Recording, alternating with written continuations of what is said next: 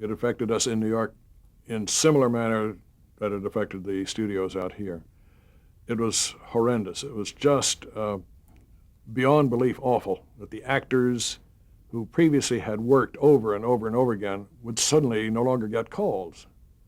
They'd make inquiries. Can I come in and read for you? Well, rather not. There's nothing for you in this show. And that sort of blockage. Everybody denied that there was a blacklist.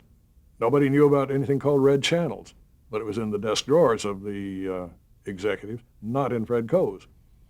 We fought it every way that we could. We tried to hire actors who were just not acceptable to the sponsors.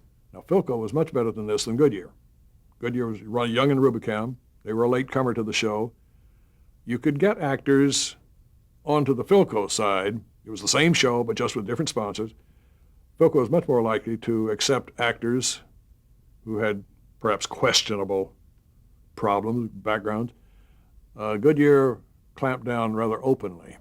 They would not give you any excuse. They'd just simply say, we'd rather you didn't use whoever it was, Elliot Sullivan, or Gene Muir, or Judy Holliday. No, we'd rather you didn't use him.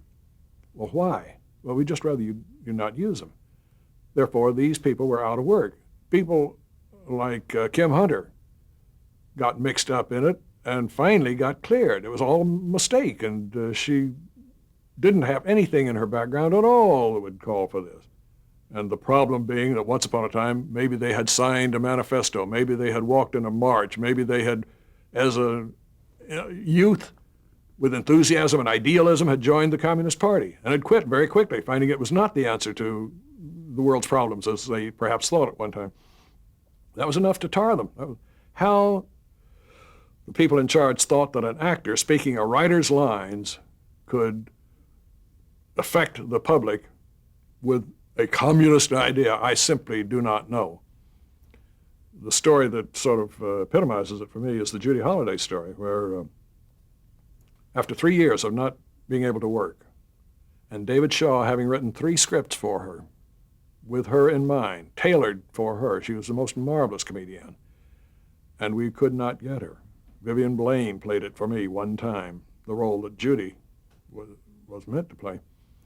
Came the time when the Young and Rubicam executive for the Philco Goodyear Playhouse was retiring. He gave a lunch at the upstairs part of 21 Club, about 3 martini lunch before we started to eat.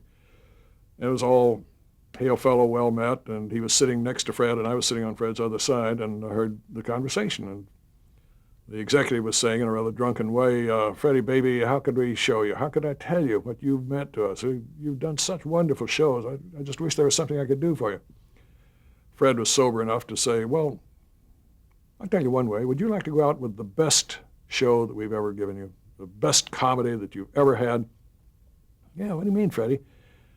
Well, I tell you, one thing will give us that, the best show that you've ever had, your last show. What's that? Get us Judy Holliday.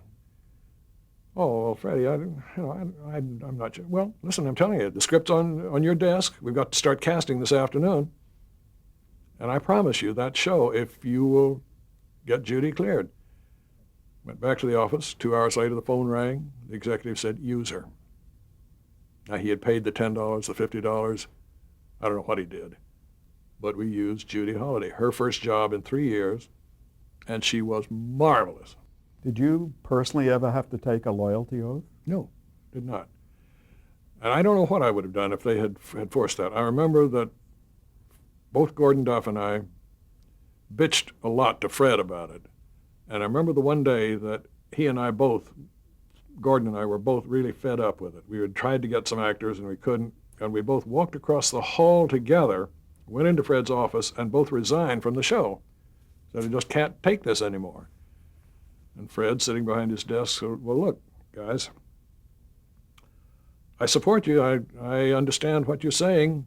I applaud you for it, but I'm not going to quit. I can't do that. I feel that would be walking away from a bad situation, and the only thing I can do is stay and try to fight it from the inside as best I can. I'll lose a lot of battles, but I'm going to try to stay here and just beat this thing if we can do it.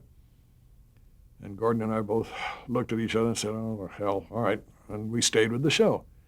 And I'm sure Fred was absolutely right. But it was a dispiriting, disgusting, immoral thing, and I feel that it was one of the major contributions to the start of the decline of the live television era, where networks and sponsors realized they had this kind of authority, this kind of power, they could exert it, they could make it happen, and blandness came upon the land.